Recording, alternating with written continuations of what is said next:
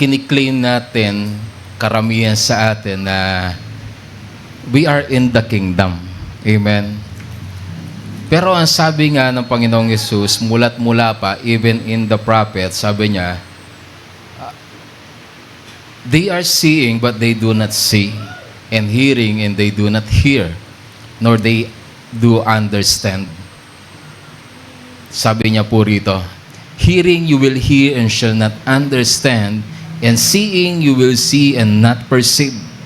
Kumbaga, naririnig nila, pero hindi nila naiintindihan. Nakikita nila, pero hindi nila nauunawaan. For the hearts of these people have grown dull. Kumbaga, tumigas na daw yung puso nila. At kumapal yung, kumbaga, naging manhid na ang puso nila. And their ears are hard of hearing. And their eyes, they have closed. Sinara na nila ang kanilang mga mata. Lest, sabi niya rito, kung bubuksan nila ang kanilang mga mata at ang kanilang mga tenga para makarinig, sabi niya rito, at kung iintindihin nila na kanilang mga puso and turn, I will heal them. Ang sabi ng Panginoong Hesus. And blessed are the eyes na nakakakita, and blessed are the ears na nakaririnig. Sabi niya, maraming tumitingin pero hindi nila nakikita. Maraming nakaririnig pero hindi nila nauunawan. Kumbaga patuloy na tinitigas nila, pinatitigas sila ang kanilang mga puso.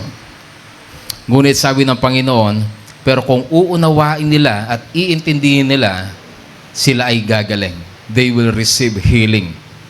And blessed are those who see and hear. At patawarin po ninyo ako. Kumbaga ito kasi medyo mahirap kapag nagtuturo. Alam niyo po ba? Kasi wala akong nais i-offend sa bawat isa. But sabi nga ng Bible, the truth will set us free in John chapter 8:32. Amen. Kumbaga, aanhin ko po na ibahagi sa inyo ang matatamis sa salita kung hindi naman ito ang totoo. Amen. So, I'm just teaching about the message. Sabi ko nga last time, I'm just a messenger and I want you all to be free. Ang nais po ng bawat isa sa atin ng Panginoon ay makakita at makarinig. Amen. At mapalad tayo, amen, na tamaan man tayo ng truth, kumbaga masaktan man tayo ng truth, pero maunawaan naman natin at magkaroon tayo ng ma-perceive naman natin ang tinutukoy ng Panginoong Yesus about His kingdom, we will be free. Amen? Makakalaya tayo. At ang sabi niya rito, at tatanggap pa tayo ng higit pa. Amen? Sino pong gustong tumanggap ng higit pa? Siyempre, lahat tayo gusto natin tumanggap ng higit pa. So, bago po tayo dumiretso sa aking pagtuturo, bakit kingdom ang gusto kong ibahagi sa bawat isa? Una sa lahat, sabi nga ng Matthew chapter 6, verse 33, seek first the kingdom. Ibig sabihin po ng first, put things first. Una sa lahat. And then, pag sinabing first, priority. Amen? Siya yung pinaka-priority sa lahat. Pinaka-top. Pag sinabing first, may nauuna pa ba sa first? Zero. Hindi. Siyempre, una na yung first. Amen? So sabi niya, seek first His kingdom and His righteousness. Ito daw, higit sa lahat ang unahin natin. That's why, kumbaga, ito yung gusto kong ibahagi sa inyo. Gusto nating kumbaga, ang dami nating inaaral, ang dami nating naririnig, pero the thing is, alam niyo po, isang bagay na natutunan ko, alam niyo po ba na magkaiba ang tinatawag na, alam niyo po ba ang kasalungat ng good? Alam niyo po ba yung kasalungat ng good? Bad? Hindi. Ang kasalungat ng good is right. Alam niyo po ba yan? Minsan marami tayong bagay na pinakikinggan na good. But the thing is it right? Tama ba yun? Maganda naman siya. Pero tama ba yun? Amen? Maganda naman yung ginagawa natin. But ang tanong, tama ba siya? Marami tayong inuunang mga bagay, pero tama ba siyang unahin? Amen? Nakuha niyo po ba? That's why, sabi niya rito, seek first. Ito muna ang unahin ninyo. Isang tabi natin ng ibang bagay, and i-pursue natin itong bagay nito una sa lahat. Ang sabi ng Panginoong Yesus. Then, this is the message. Pangalawang reason why the message of the kingdom, kasi ito ang message na dala-dala ng Panginoong Yesus. This is the message na dala-dala ng Panginoong Yesus after nung magsimula siya ng ministry niya, after niya mabaptize and after ng testing, ito ang unang-unang message niya. In Matthew chapter 4, verse 17, ang sabi niya, from that time, Jesus began to preach. From that time, Jesus began to preach, saying, repent, for the kingdom of heaven is at hand. For the kingdom of heaven is at hand. Pag sinabing repent, hindi po ito yung umiyak. Pag sinabing repent. Pag sinabing repent, bumalik. Pag sinabing repent, bumalik. Ang ibig sabihin ng Panginoong Yesus, bumalik na tayong lahat. Turn yourselves dahil nandyan na ang kaharian ng Diyos. Amen? At ito rin ang message niya habang nagministry ang Panginoong Yesus at hanggang siya ay bumalik sa ating Ama. At mababasa natin siya in Acts chapter 1 verse 3. Ang sabi niya rito, after His suffering ng ating Panginoong Yesus, He presented Himself to them and gave many convincing proof that He was alive. He appeared to them over a period of 40 days and spoke about the kingdom of God. Amen. About the kingdom of God. Ito ang iniwan niyang message from 40 days na nag-stay siya. Ito yung message na iniwan niya. At pinilit niyang maintindihan, maunawaan ng mga disciple niya bago siya bumalik sa Ama. Gusto niya ito yung ma-pick up ng kanyang mga disciple. At isa pang bagay, kumbaga, alam ko na maraming importante at mahalaga na merong naituturo ang mga apostle, ang mga disciple. Amen. Ng ating Panginoong Yesus, lalo na si Paul. Baga marami silang teaching na kailangan natin in our spiritual growth. Amen.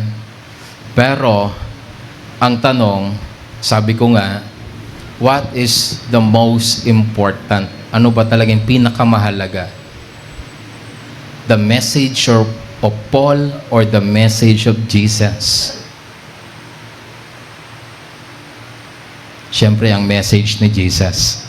Kumbaga, ang message ni Paul or ng mga apostle, it helped us in our spiritual growth at ilid tayo doon sa message ni Jesus into that kingdom. Kaya lang, nagkakaroon kasi ng misconception kapag sabi ko nga, hindi natin talaga mauunawaan ang tinutukoy ng Panginoong Jesus kung meron tayong maling konsepto. Amen. At ibabahagi ko na lang po yun siguro sa mga susunod na araw. Pero, even the apostle, ito rin ang dala-dala nilang message. In Acts chapter 8, verse 12, ang sabi rito, But when they believed Philip, as he proclaimed the good news of the kingdom. What is the good news? The kingdom. Ano po yung good news? Yung kingdom. As he proclaimed the good news of the kingdom of God. Sabi niya po rito, "In the name of Jesus Christ, they were baptized, both men and women." Ang good news niya, the kingdom and the name of Jesus Christ. And in Acts chapter 14, verses 21 to 22, they preached the gospel in that city. Si Paul po ito, no? Tsaka si Barnabas. Sabi rito, they preached the gospel in that city and won a large number of disciples. Then they returned to Lystra, Iconium, and Antioch, and strengthening the disciples and encouraging them to remain true to the faith. We must go through many hardships to enter the kingdom of God, they said. Ang sinasabi ni Paul dito na we must go through many hardships to enter the kingdom of God. Kumbaga, hindi ito yung mga problema nating personal. Amen? Hindi ito yung mga saloobin natin sa loob. Hindi ito ang tinutukoy niya.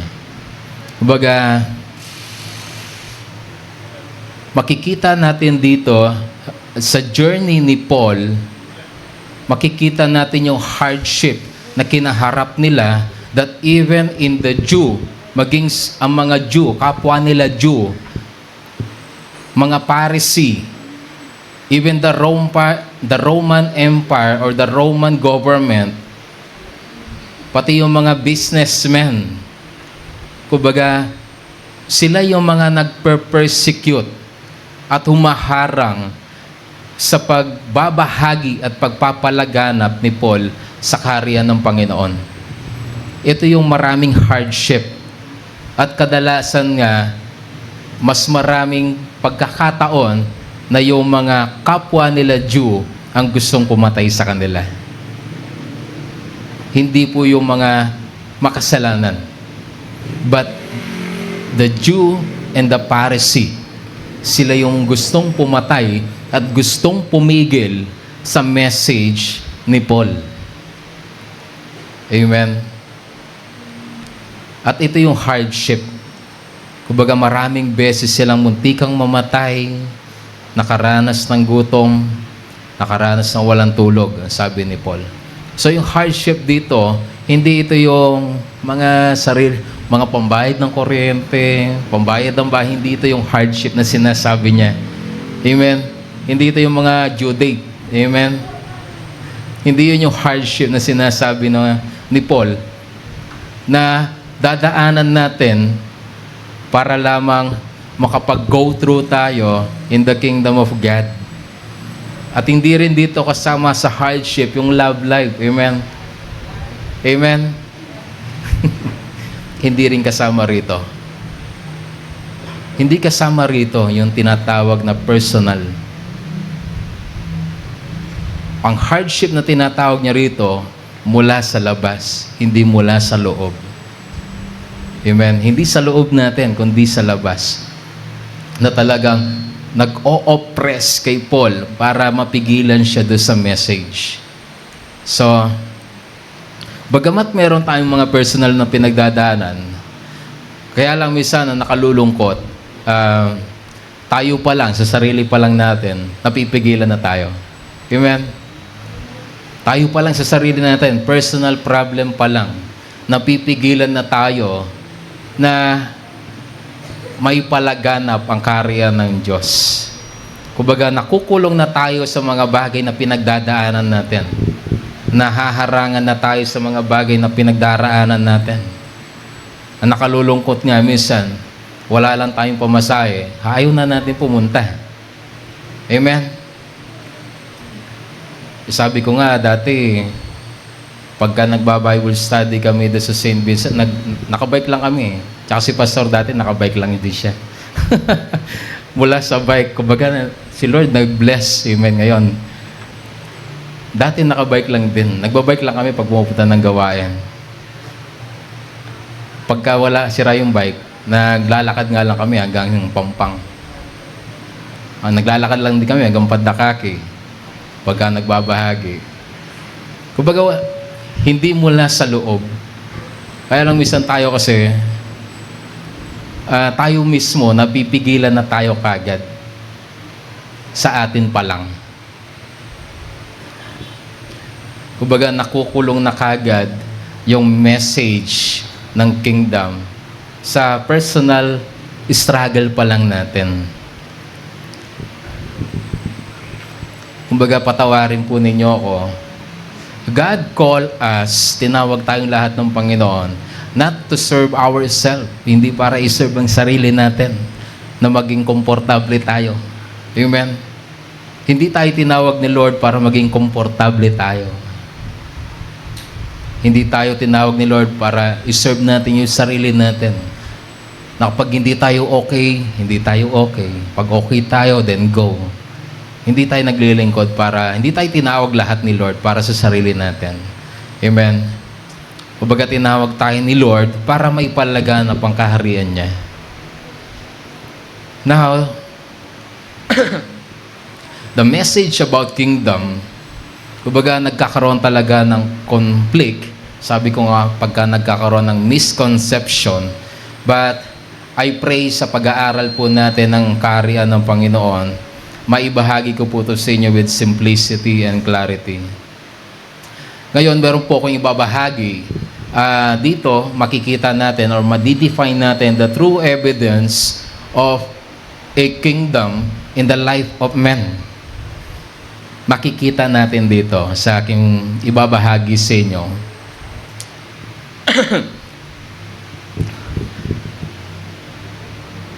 Now, in John chapter 3, verses 1 to 21, mababasa natin ang kwento ni Nicodemus.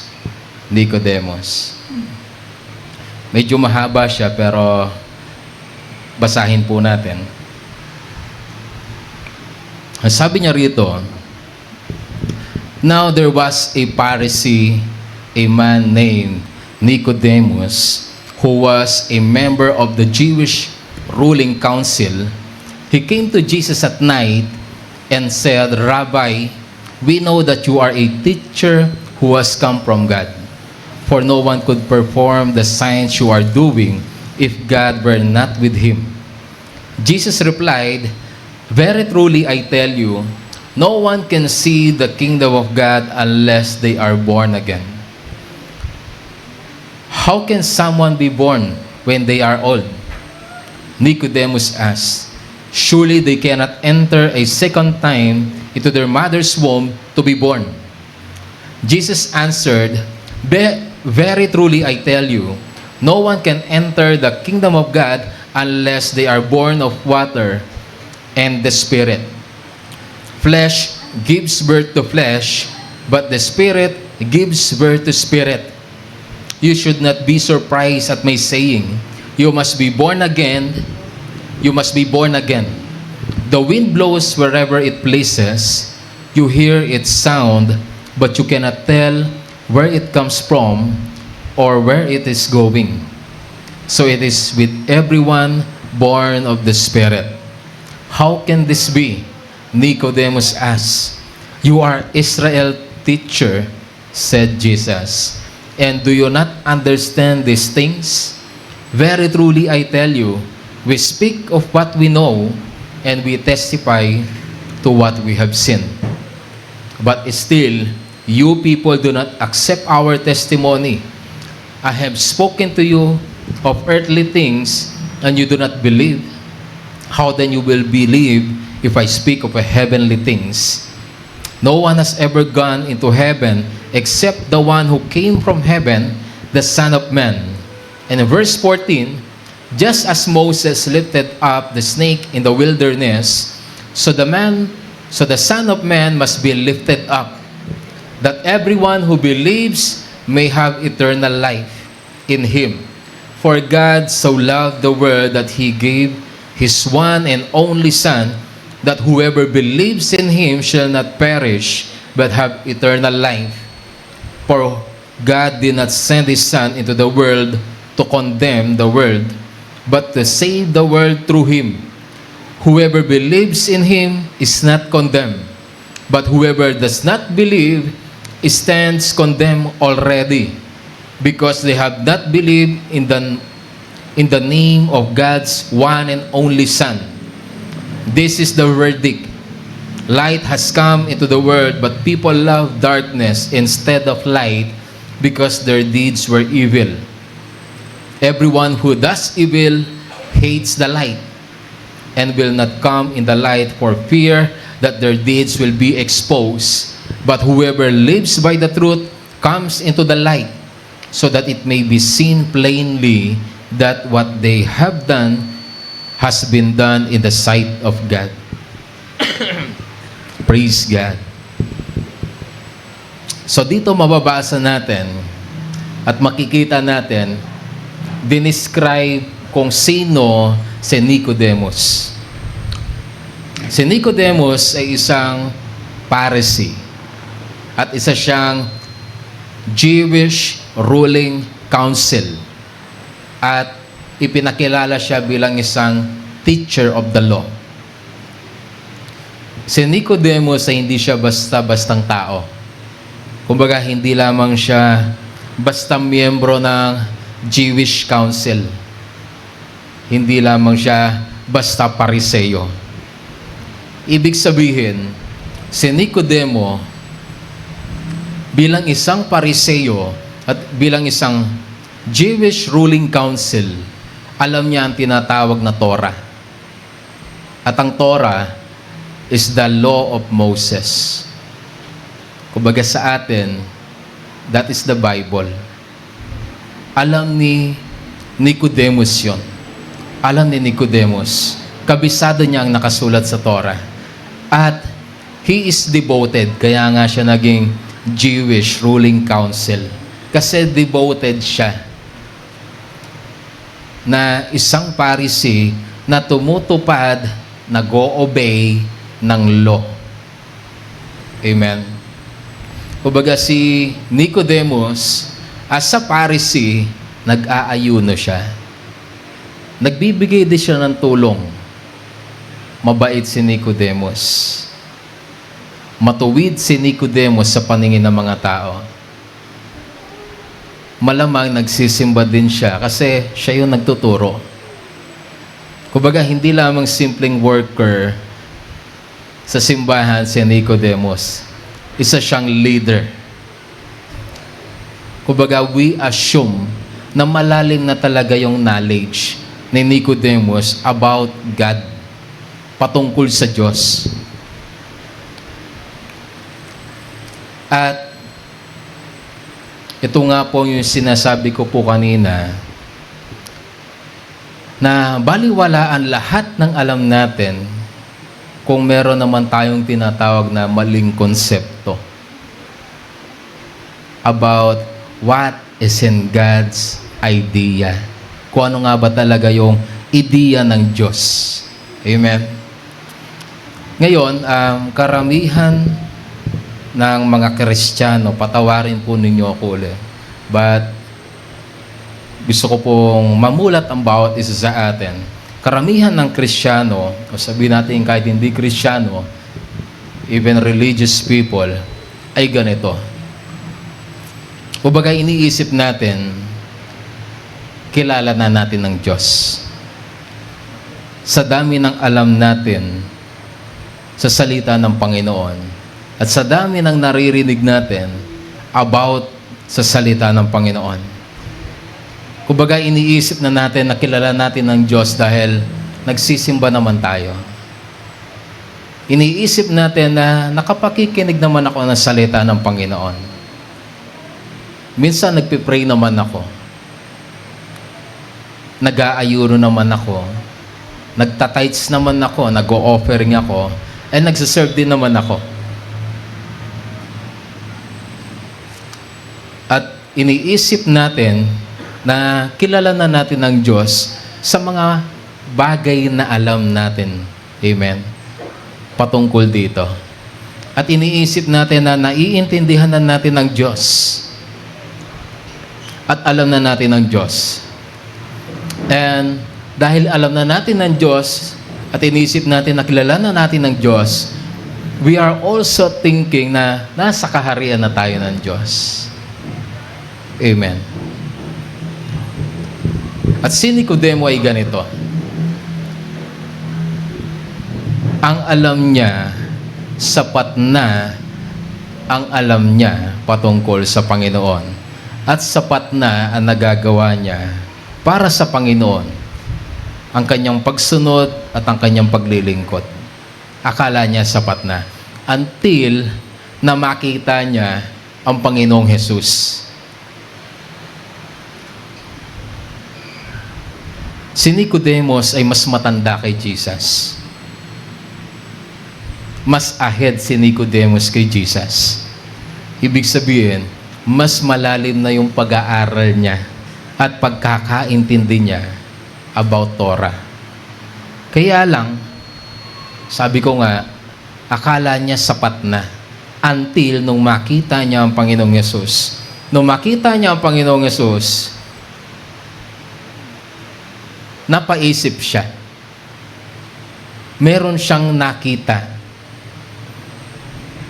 Meron siyang naramdaman na kulang sa kanya. At nalaman niya na wala pa pala siya sa kaharian ng Diyos. Kaya siya pumunta kay Jesus. Dahil nung makita niya ang Panginoong Yesus, nakita niya yung power ng Diyos sa buhay ni Jesus. Kumbaga nakita niya yung dami ng mga tao na sumusunod kay Jesus para kilalanin ng Diyos. At isik kung ano ang nais ng Diyos. Nakita niya yung mga taong itong sumusunod kay Jesus. At mula kay Jesus, nakita ni Nicodemo na merong mga bulag na nakakakita. Merong mga pipe na nakapagsasalita. Merong mga bingi na nakaririnig. Yung mga lumpo, nakakalakad na. Yung mga may sakit, gumagaling. Yung mga patay, nabubuhay. Yung mga tao na patapon na, nagkakaroon muli sila ng halaga. At yung mga taong wala ng pag-asa, nagkakaroon ulit sila ng pag-asa. Samantalang ahead si Nicodemos kay Jesus. Amen. At naglilingkod din siya. Parehas siya. Kumbaga naglilingkod din siya sa Diyos. Matapat nga siyang sumusunod sa law. Kaya lang, bakit hindi niya na-experience yung ganitong reality, yung meron kay Jesus, bakit hindi niya nararanasan? Bakit si Jesus, yung mga tao mismo yung sumusunod. Pero yung mga Pharisee, sila yung mga naghahanap ng tagasunod. At hirap pa silang makakita ni isa. Kumbaga, hindi na-experience si Nicodemus yung power na magpagaling, na bumuhay ng patay. Hindi naranasan ni Nicodemus. Pero ahead si Nicodemus. Ruling council si Nicodemus. Matagal ng Kristiyano si Nicodemus. Matagal na siyang sumusunod sa Panginoon. Sa tandaan natin, knowledge without true encounterment with Jesus and a true knowledge of a kingdom of God, or without entering in the kingdom of God, hindi natin mararanasan din yan. Yung full measure na kung meron ng kaharian ng Panginoon. Kumbaga wala ding saysay yung knowledge na meron tayo. Kung hindi natin ma-encounter si Jesus. Wala ding kwenta yung knowledge natin. kung hindi rin tayo makapapasok sa karya ng Panginoon. Bagamat sabihin na meron kang alam patungkol sa Panginoon, pero hindi ka naman makapasok, it is useless. Tulad nga ng sinabi ni Jesus sa mga Pharisee in Matthew 23:13, na sabi niya, "Woe to you, teachers of the law and Pharisee, you hypocrites! You shut the door of the kingdom of heaven in people's faces. You yourselves do not enter, nor will you let those enter who are trying to." Hindi sila makapasok, ang mga Pharisee, sa karya ng Panginoon, kahit they have a knowledge about the Word of God. Kahit na sumusunod din sila. Bakit? So sabi ko nga, iniisip natin, kilala na natin ng Diyos, alam na natin ng Diyos, and thinking we are in the kingdom, nakapasok na tayo. Pero ito, sabi ko nga, si Nicodemus, meron din siyang malalim na pagkakilala at pagkaalam patungkol sa salita ng Panginoon. At sumusunod din siya. Pero, hindi siya nakapasok. Hindi sila makapasok. At ang mga gustong pumasok, hindi rin nila maipasok. Kumbaga, kung ganito, kung magiging ganito tayo, we are consider a blind guides. Baga kahit paggaano karami ang alam natin patungkol sa Diyos, kung hindi naman talaga tayo makapapasok sa karya ng Diyos, at hindi natin alam ang patungo sa Diyos, sa karya ng Diyos, at hindi rin natin alam kung anong meron sa karya ng Diyos, we are all blind guides. Kumbaga ang tanong, saan mo dadalin ang mga taong ibibin mo? Kung hindi mo rin alam kung saan patungo, kung saan ang daan patungo sa karya ng Diyos, at kung ano ang meron sa karya ng Diyos. Alam mo po, ito yung isang magandang bagay about the kingdom of God. Ang isang bagay na maganda sa karya ng Diyos. Why many Christians are backslided? Bakit sila nagbabackslide? Ang maraming Kristiyano. Kasi hindi sila nakapasok sa karya ng Diyos. Hindi nila naranasan talaga ang karya ng Diyos. That's why nagkakaroon ng backslide. Kasi mas nagiging kontento, kumbaga, after we accept Jesus, nakukontento na tayo sa mga bagay na alam natin sa Panginoon patungkol sa Diyos. Kasi nasabi natin na okay na yung na-experience natin sa Diyos, okay na na-experience natin, na-experience natin yung goodness of the Lord. Ginigising niya tayo every morning, nararanasan natin na iniingatan niya tayo, binibigyan niya tayo ng pagkain 3 times a day. Akala natin, okay na yon, kilala ko na ang Diyos. Okay, sabihin natin na meron ng pagkalalim na naranasan mo na nagpo-provide si Lord sa'yo, na sa hindi inaasahang pagkakataon, sa impossible situation, naranasan mo nang pinoprovide ni Lord yung kailangan mo, naranasan mo na binibless ka ng Panginoon, naranasan mo na i-baptize ka in the water and the Holy Spirit, and you are speaking in other tongues. Okay, naranasan mo na lahat yan. At thinking, it is enough. Ang tanong, is it enough? Sapat na po ba yan? Yun ang tanong. And I say it again, itanong natin sa sarili natin, is it enough?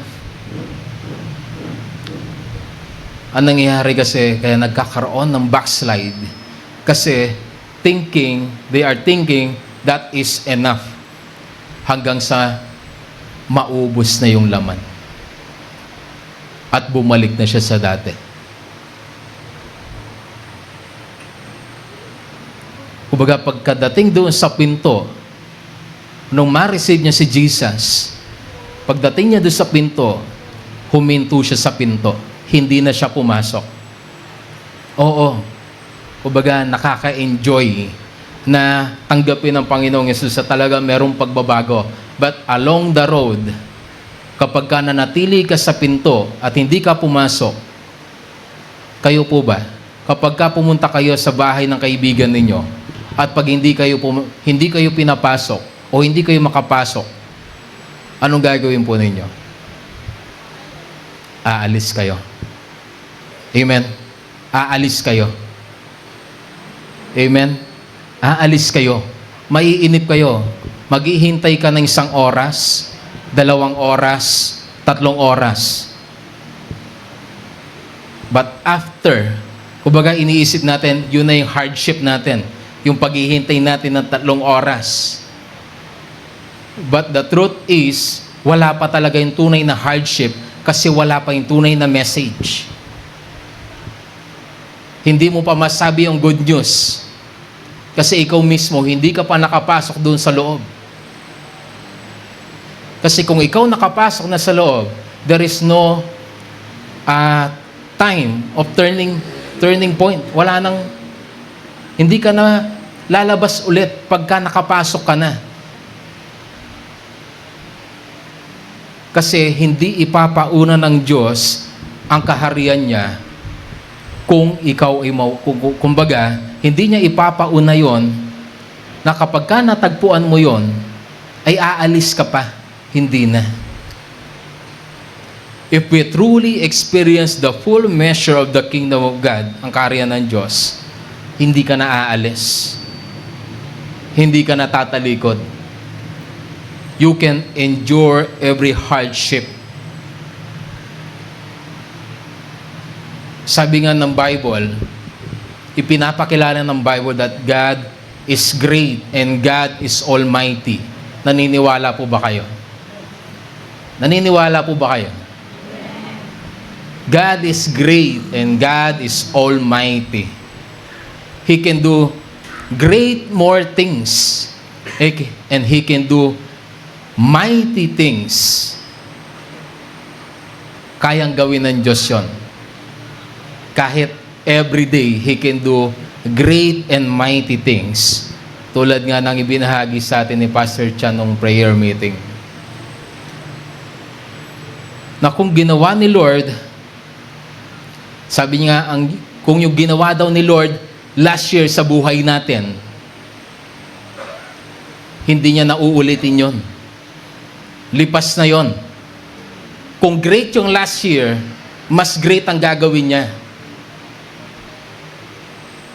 Kung mighty yung ginawa niya sa buhay natin, mas mighty yung darating. Naniniwala po ba kayo? Kaya lang, sabi ko nga, we are thinking that na yung meron tayo is enough. Okay na. Okay na yung na-experience natin. Okay na yung mga pagtagumpayan natin, na paglilingkod natin. Okay na yung mga na-win natin. Nakasampu na ako, okay na yon. Okay na, natapos ko na yung Bible, hindi na ako magbabasa. Akala natin, kilala na natin ang Panginoon. And thinking we are in the kingdom of God. Kumbaga, hindi tayo tinawag or winin ng Panginoon, patawarin ninyo ko lang, para bantayan yung sarili natin. At para ayusin lamang yung sarili natin. Hindi tayo tinawag ng Panginoon lahat. Kasama na yon. Pag tinawag ka ni Lord, aayusin ka niya. Pero hindi lang yon. Merong dahilan ng Lord bakit niya tayo aayusin. But hindi sa lahat ng proseso hanggang sa bumalik tayo sa Panginoon ay inaayos natin yung sarili natin at binabantayan natin maging maayos sa sarili natin. Hindi tayo tinawag ni Lord para all the years ng ating pagiging isang Kristiyano ay binabantayan lang natin yung sarili natin. Kumbaga, pinipilit natin maging maayos. Pinipilit natin maging matuwid. Pinipilit natin yung sarili natin maglingkod. Kumbaga, kung titingnan natin yung mga buhay ng disciple, meron din silang mga kamalian. Amen? Meron din silang mga flaws. They are not perfect.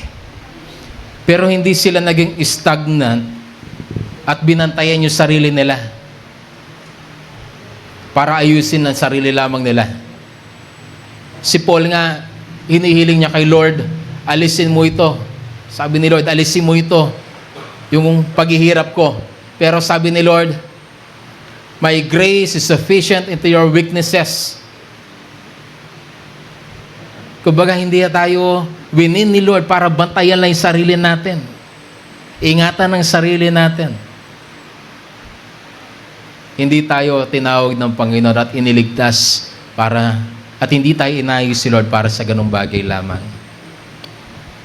Dahil sabi ko nga, kapag nakita natin at makapasok tayo sa kaharian ng Diyos, sabi ng parable, doon sa parable of the treasure and pearl, kumbaga binenta nila yung lahat ng meron sila nung nakita nila yung treasure, nung makita nung isa yung pearl, binenta niya yung lahat ng meron siya.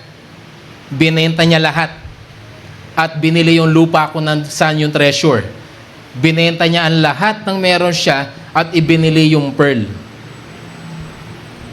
Ibig sabihin, sabi ni Jesus, ganito ang kaharian ng Panginoon. Kapag ka nakita mo, kakayanin mong isuko ang lahat.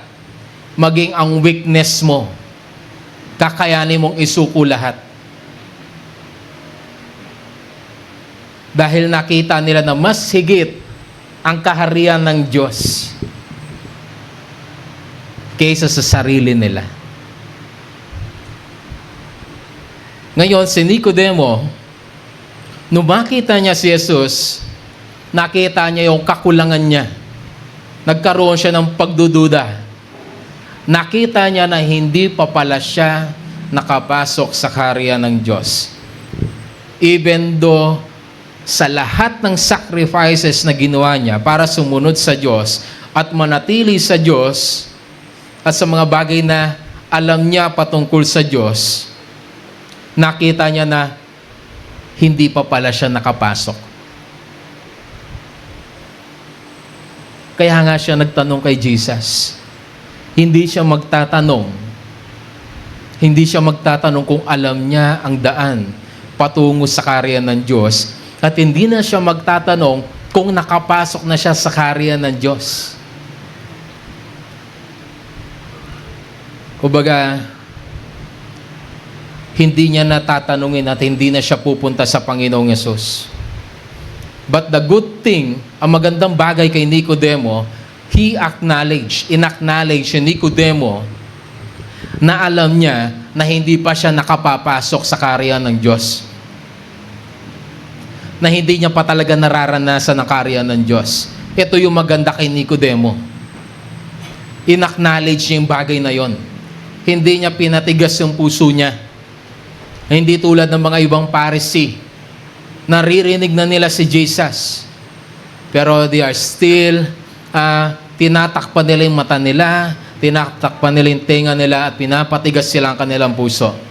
Pero si Nicodemo, willing siya. In-acknowledge niya yung kulang niya.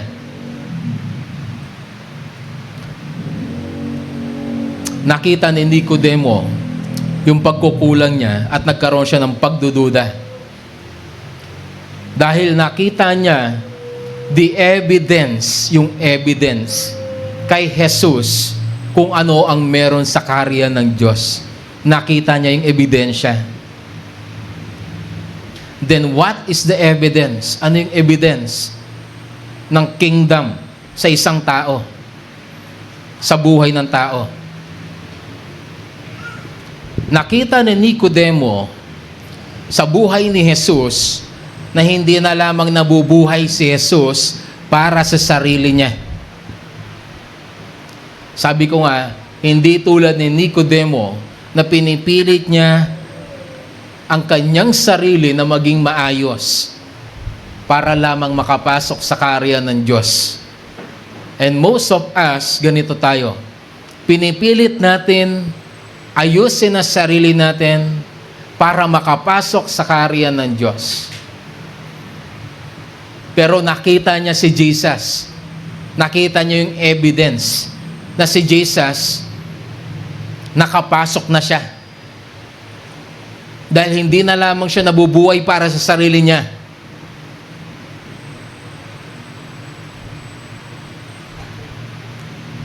Kumbaga, si Jesus, He is free. Kumbaga, lumalakad siya ng malaya. Ibinabahagi ang kaharian ng Panginoon. Pero si Nicodemo, nasa isang sulok, nasa loob ng sinagoga, pinipilit niyang mag-pray 3 hours a day, pinipilit niyang mag-ayuno, pinipilit niyang itubid ang sarili niya, nagbabasa siya, pinipilit niyang magpakalalim sa salita, but still, nakakulong siya. Nakita ni Nicodemo kay Jesus na kung papaano nagmamanifest ang kaharian ng Diyos sa buhay ng ating Panginoong Yesus. Ang sabi niya rito in John chapter 3 verse 2, we know that you are a teacher who comes from God. Alam niya na nanggaling na siya sa Diyos. Pero siya, sumusunod din naman siya sa Diyos. But hindi niya kinonsider ang sarili niya na galing siya sa Diyos. Kasi alam niya sa sarili niya na hindi pa siya nanggaling doon. Pero si Jesus, in-acknowledge niya na si Jesus ay galing na doon. Nagmula na siya sa kaharian ng Diyos. For no one could perform the signs you are doing if God were not with Him. Ang sabi niya rito. And in verse 13, ang sabi niya rito, ang sabi ng Panginoong Yesus, no one has ever gone into heaven except the one who came from heaven, the Son of Man. Kumbaga, walang makapagpapamanifest ng reality ng kaharian ng Diyos kung hindi yung tao na nagmula na sa kaharian ng Diyos. Kumbaga, papaano mo imamanifest? Papaano mo isasabuhay ang kaharian ng Diyos kung ikaw mismo hindi ka pa talaga nakapasok at hindi mo alam kung anong meron doon?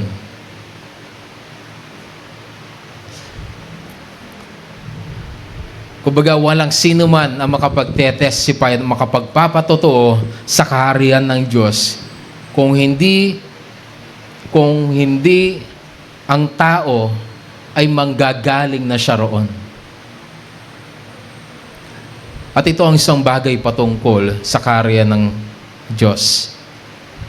Ito din ang isang magandang bagay patungkol sa pagtuturo ng kaharian ng Panginoon. In the kingdom of God, hindi mo na kailangan mamatay para maranasan ang kaharian ng Diyos. Kasi, ang iniisip natin, para makapasok sa langit, kailangan muna nating mamatay. Ganun po ba nasa isip natin? Kailangan nyo munang mamatay para makapasok sa langit. But in the kingdom of God, hindi mo na kailangang mamatay. Right now, ngayong oras sa buhay natin, pwede na tayong mabuhay sa langit at maranasan kung anong meron ng langit. Ito ang maganda sa kaharian ng Diyos.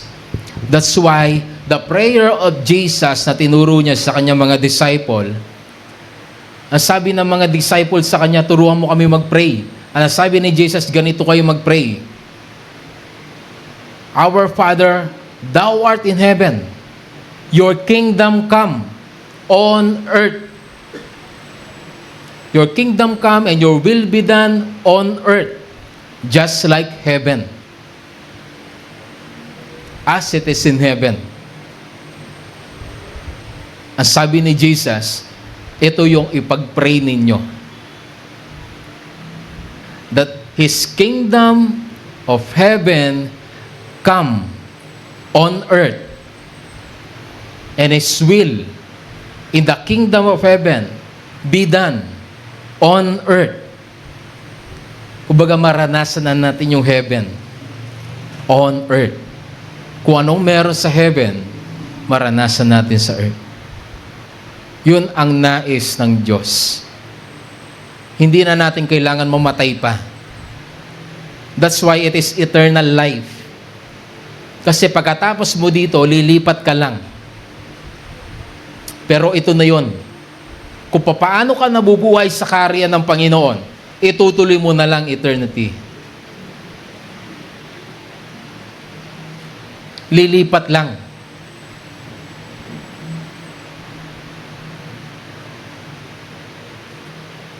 Huwag natin isipin na dito sa earth, ganito lang yung buhay natin. And then pagdating doon, iba naman ang buhay natin.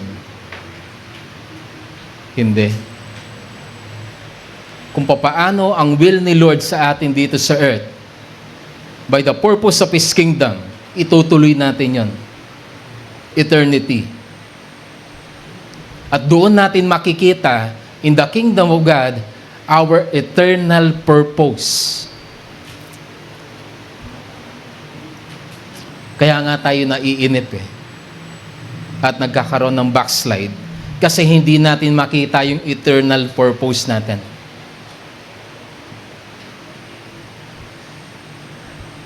Kayo po ba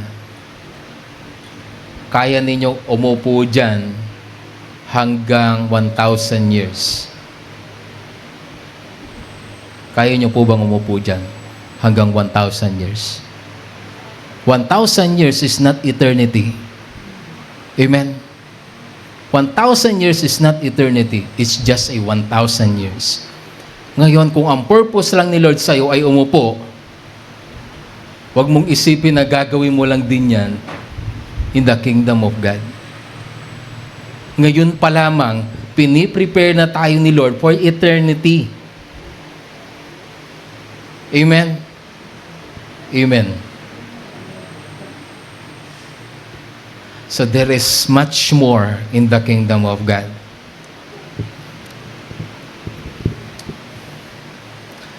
Kumbaga, nakita ni Nicodemo na dala-dala ni Jesus yung kingdom. Nagmamanifest sa kanya. Nakikita sa kanya yung evidence na sa pamamagitan niya na mula sa buhay ni Zaccheo bilang isang magnanakaw, naging ano si Zaccheo? Naging mapagbigay na siya. At yung babae na nahuli na nangangalon niya, kumbaga naging na siyang tagasunod ni Jesus. At si Bartimaeus, na isang bulag, muli na siyang nakakita. Yung lalaki na inahalian ng demonyo, na wala sa sarili na parang baliw, nakakawala siya. At naging bahagi siya, naging kasama siya ng ating Panginoong Hesus para ibahagi ang karya ng Panginoon at ang kabutihan ng Diyos. At yung batang namatay, muli siyang nabuhay. Yung batang may epilepsy, na itinatapon siya ng spirit sa apoy, sa tubig, nakakawala siya. Yung mga taong makasalanan, nagbabago. Yung mga taong naging salot sa lipunan, mga patapon, nagkakaroon sila ng halaga. Yung mga walang buhay, kumbaga nagkakaroon ulit sila ng panibagong buhay. Yung mga nagugutom, napapakain na sila. Yung mga nanghihina, napapalakas. At yung mga inaapi na ipagtatanggol na sila. At yun yung tanong ni John. Pinasugo niya ang kanyang mga disciple at sabi niya, tanungin niyo si Jesus. Tanungin niyo kung siya na ba yung inaantay natin. At ang sabi ni Jesus sa mga alagad ni John, sabihin mo kay John, ang mga bulag nakakakita, ang pipi nakakapagsalita, ang bingi nakakarinig, ang lumpo nakakalakad, ang patay nabubuhay. Kumbaga si John, ito yung inaantay niyang evidence. Maraming pwedeng mag-claim as a Messiah. Maraming pwedeng mag-claim that they are Jesus. Pero there is an evidence na kung ang isang tao ay galing na sa Diyos, there is a evidence. At ito yung evidence. At sabi ni John, he convinced. Na-convince na si John na siya na yon. Dahil nakita niya na yung evidence. And this is the evidence of a truly part of the kingdom. And this is the evidence that we are truly a citizen of a kingdom. Meron ngang kwento ang Panginoong Yesus na nagsasabi at nagpapakita that this man has the evidence of the kingdom. Mababasa natin siya in Luke chapter 10 verse 25 to 37, the parable of the Good Samaritan. Basahin po natin siya. Ang sabi niya rito, on one occasion, an expert in the law stood up to test Jesus. Teacher, he asked, what must I do to inherit eternal life? What is written in the law? He replied, how do you read it? He answered, love the Lord your God with all your heart, with all your soul, with all your strength, and with all your mind, and love your neighbor as yourself. You have answered correctly. Jesus replied, do this and you will live. But he wanted to justify himself, so he asked Jesus, and who is my neighbor? In reply, Jesus said, a man was going down from Jerusalem to Jericho when he was attacked by robbers. They stripped him of his clothes, beat him, and went away. Leaving half dead, a priest happened to be going down. Sabi niya rito, merong unang dumaan, it is a priest.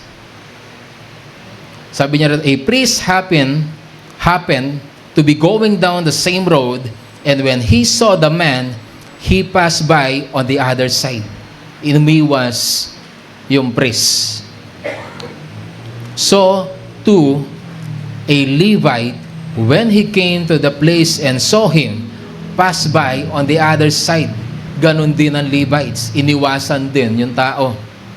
But a Samaritan, as he traveled, came where the man was, and he saw him. He took pity on him. He went to him and bandaged his wounds, pouring on oil and wine. Then he put the man on his own donkey, brought him to an inn, and took care of him. The next day he took out 2 denarii and gave them to the innkeeper. Look after him, he said, and when I return, I will reimburse you for any extra expense you may have. Which of these 3, nagtanong ang Panginoong Yesus doon sa teachers of the law, which of these 3 do you think was a neighbor to the man who fell into the hands of robbers? The expert in the law replied, the one who had mercy on him.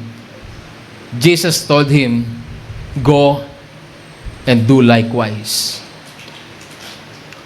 Now, the other question sa story na ito, besides sa question ng ating Panginoong Yesus, the question is, sino sa tatlo ang talagang masasabi nating anak ng Diyos? at nakaranas mula sa karya ng Diyos. Sino sa tatlo? Yung Pharisee ba? Yung priest ba? He is a priest. He is a leader. Priest siya. Siya ba yung talagang anak ng Diyos and he is a citizen of Kingdom of Heaven? Kung siya, bakit siya umiwas? Yung Levites ba? Yung Levites, workers yung Levites. Siya ba ay isang bahagi ng karya ng Diyos? Bakit siya umiwas? And then yung Samaritan. Pag sinabing Samaritan, pagdating sa relationship between Jew and Samaritan, hindi sila pwedeng mag-usap. Kasi meron silang magkaibang paniniwala, magkaibang kultura. Kaya lang, mas mukha pa siyang anak ng Diyos at siya pa ang mas mukhang citizen ng karya ng Diyos dahil siya ang uminto. So, the one who experienced the power of God, the one who experienced the love of God, the one who experienced the mercy of God, the one who experienced the grace of God, the goodness of God, the blessing of God, who is in heaven, ay ibabahagi niya yon kung siya talaga ay tunay na bahagi ng karya ng Diyos. Yung taong naka-accept ng acceptance sa karya ng Diyos, supposed to be, mag-a-accept din siya ng tao at dadalhin din niya sa karya ng Diyos. Dahil kung nakapasok siya doon at tinanggap siya doon, hindi niya mako-contain. Hindi niya mako-contain yung joy. Hindi niya mako-contain yung acceptance kung anong meron doon sa karyan at magsasama pa siya. Ibabahagi niya yon.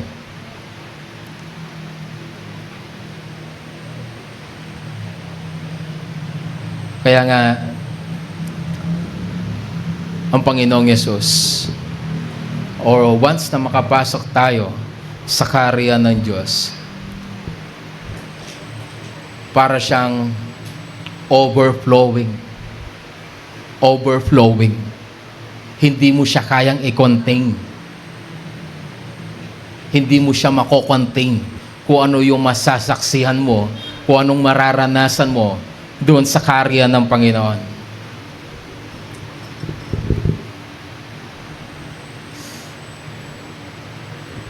Kumbaga, yung taong nakarinig at nakakita, nakasaksi, katulad ng Panginoong Yesus, nasaksihan niya, nakita niya, at alam niya kung anong meron doon sa karya ng Diyos. That's why He testify, nagte-testimonya siya sa pamamagitan ng mga bagay na ginagawa niya at sa pamamagitan ng pagbabahagi sa mga tao that the kingdom of heaven is at hand. Nandirito na siya. Pwede nyo na silang maranasan. Hindi, ubaga, ibinabahagi ni Jesus. Gusto niyang maranasan ng mga tao.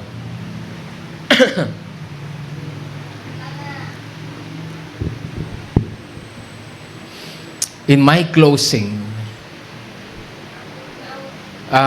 the true evidence of the kingdom of God in the life of men, nagmamanifest. Nagmamanifest. At tandaan natin, huwag tayong makontento. There is so much more in the kingdom of God. For God is great. God is almighty. Huwag nating hayaan na makontento tayo. Hayaan natin na makapasok tayo at ma-explore natin, mag-umapaw sa atin kung anong meron ng karya ng Panginoon at maibahagi natin sa mga tao.